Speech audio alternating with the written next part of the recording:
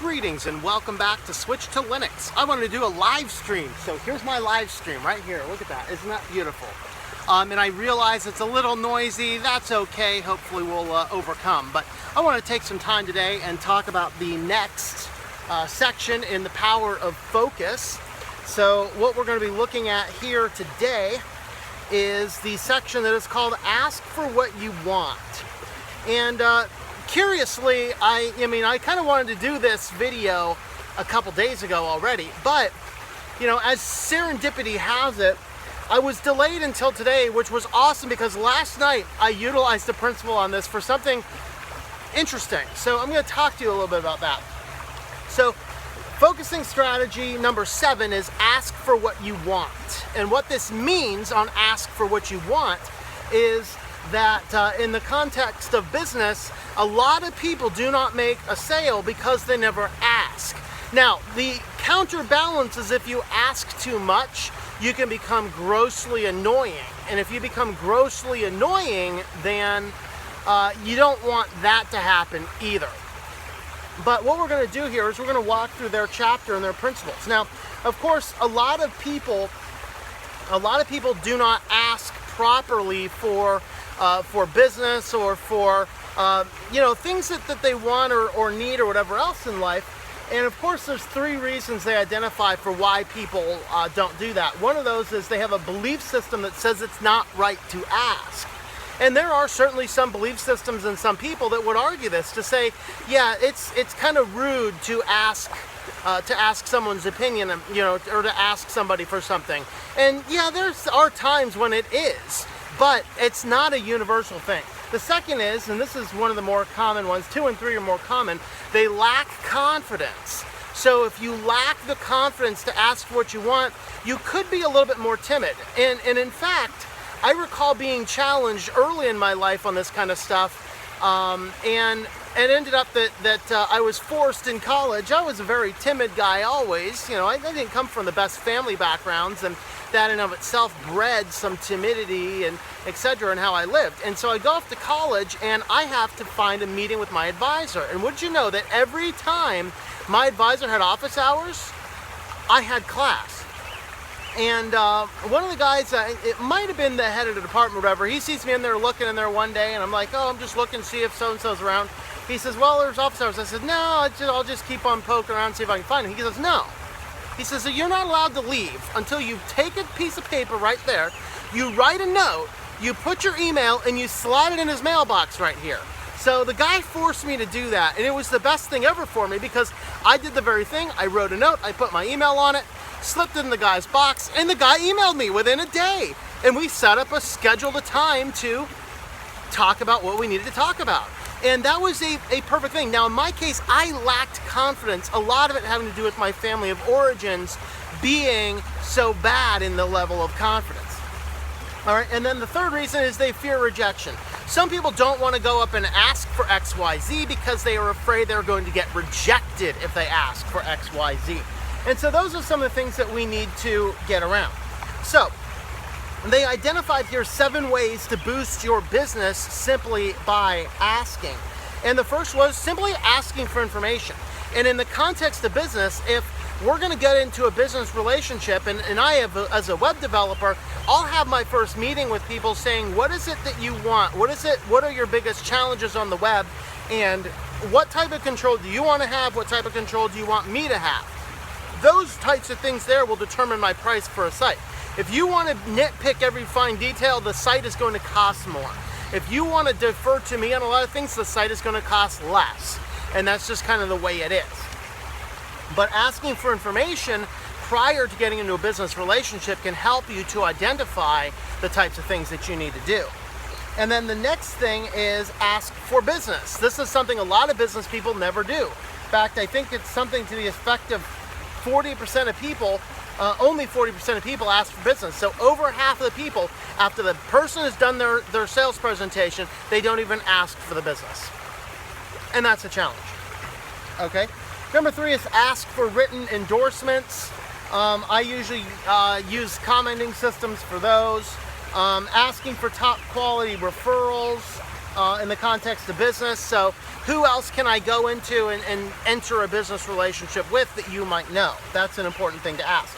Number 5, ask for more business. So in my case, I sell websites. Well, one of the challenges with a web designer is there's not as much for long-term growth. And so I decided to start also selling hosting packages, which gives me a way to communicate with the client on a regular basis, because I can also host their website probably for less money than they're going to pay somewhere else. And if something pops up and goes wrong with a hosting, which frequently occurs, they just have to shoot me a quick email, phone call, even text, whatever else. I'll take care of it.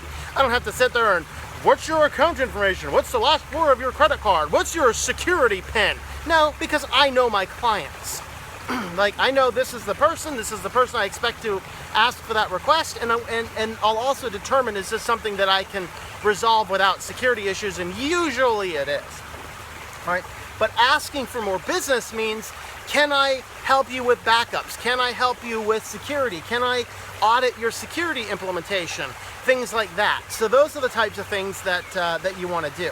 Asking you to renegotiate contracts, you might do this. Someone might ask you if you want to renegotiate the contract to go cheaper. Some people might want to say, can we go a little bit, I might want to charge a little bit more. They might want me to charge a little bit less.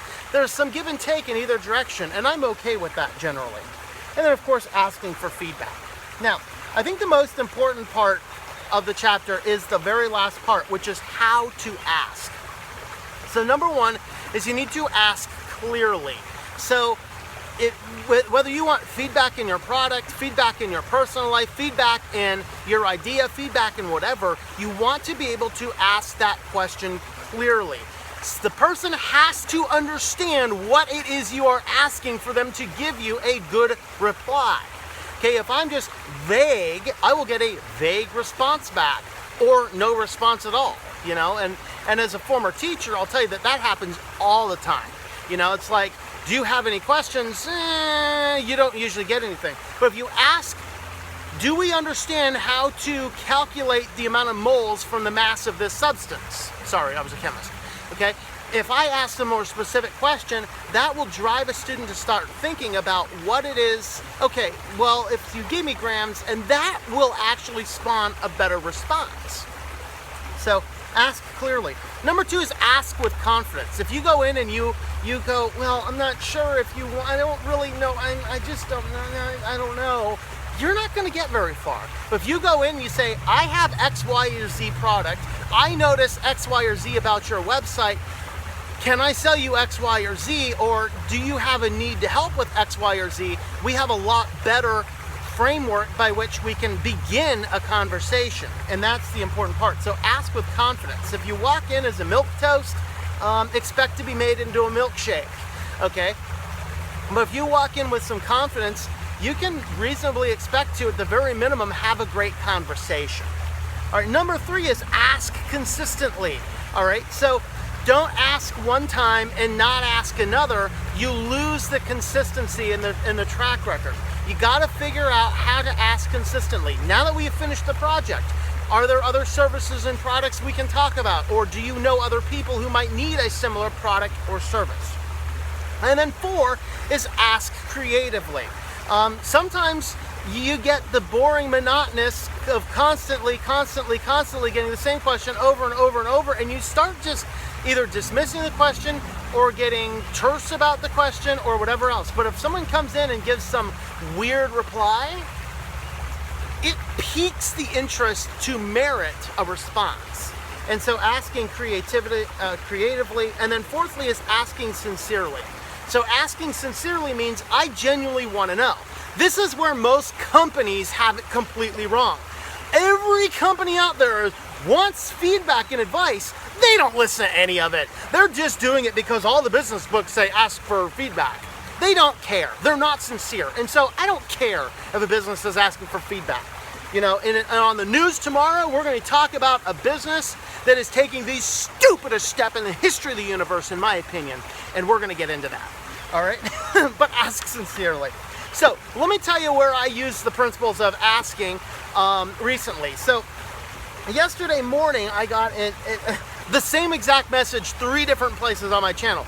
both directly to my email on my YouTube account and in a private message and on the contact form on my website. So this person knew who I was, what I did, and all these things. And basically it was here's a new product that we have. Would you be so kind as to alert your users? Well, my first thought is just delete, delete, delete, delete. Then I got to thinking, you know what? If it's important enough to this person that they use 3 completely separate messages to send their message to me, that had to at least taken them 10 minutes to click on that and then go to my main website and then use the contact form on my main website and then research my email on YouTube and then send me the email on YouTube. They're obviously serious for me to tell you about their product. So I, rather than just deleting it all, which I initially did, I resurrected the one email out of the delete bin and I sent a reply back. And I believe it was a very clear and very respectful reply back. And I said, you know, if you would be interested in talking about a small degree of sponsorship, I will be very glad to tell my viewers and readers who you are. I'd be glad to put a link to your business on my website, and I'd be glad to mention who you are in the show every day. I said, but I'm not in that general habit of giving free advertising to people just because a product has come out, and I don't think that my viewers necessarily want to see that type of thing. I mean, you know that if there is a great product that I have, I tell you about it. You know, and those are all things, everything I've ever talked about on this channel is something I've bought. So I sent a reply back and said, if you'd like to talk about a small sponsorship, I will be very happy to tell people about it, that this is now a show sponsor. And I haven't checked my email yet, so I don't know if they sent a reply back, but you know, that's the best of all worlds. I'm not just going to tell you about some major multi-global corporation's new product for free. It's not going to happen, okay? But if they'd like to throw a few bucks my way, I will be glad to throw up a banner, talk about them, say this is a sponsor of mine, give them a link on my website, have a redirect, whatever. I don't care. That's fine. And because, you know, part of this for me, a lot of people are looking at YouTube as just a little passive hobby. I'm looking at it as an alternate source of income because I see what I do in my day-to-day job as not being a long-term viable solution. And I'm looking for other career opportunities, and that might mean sponsorships down the road. Okay, so I don't want to get to the point where it's all about ads for sure. But I do not mind sponsors, and if this person would like to contact me back and do a small sponsorship, I'd be glad to put your logo in here, put a link in the description, put a link on my website, whatever you want to do. But that's the thing, is I use the principles in this chapter to simply ask, and I clearly said, we can talk about a small sponsorship, I can talk about your business, I can put a link up, whatever else. But I'm not doing that for free. I am not a person in my financial situation. I am not going to give a global national company free advertising. Obviously they know who I am, they know what my target is, and they believe in my content enough to send me the same message on 3 different ways. So if you'd like to work further, I will be absolutely glad, and you guys will tell if we work something out, if you start seeing a sponsor on the show. But if you have a product you'd like me to sponsor, hey, I'd be glad to talk about sponsorships with anybody. But we're going to ask, and we're going to ask appropriately. They asked if I'd do it. Hey, I'd be glad to tell you about it. But it's going to take a little bit of compensation on your behalf. So that's kind of what my thoughts are. Don't forget to ask. Don't forget to ask clearly. Other things going on, you know, of course, if you would like to help sponsor this channel or help with this channel in other ways, you can check out the Patreon account. You can also check out the Amazon links. I'll put a link to this book down in the description below. I'll also put a general link to the Amazon store, so if you need to buy anything on Amazon, you can use the link below, and that'll help support the channel. And you can also help support the channel on Patreon. So with that, thanks for watching, and I hope that you enjoy switching to Linux.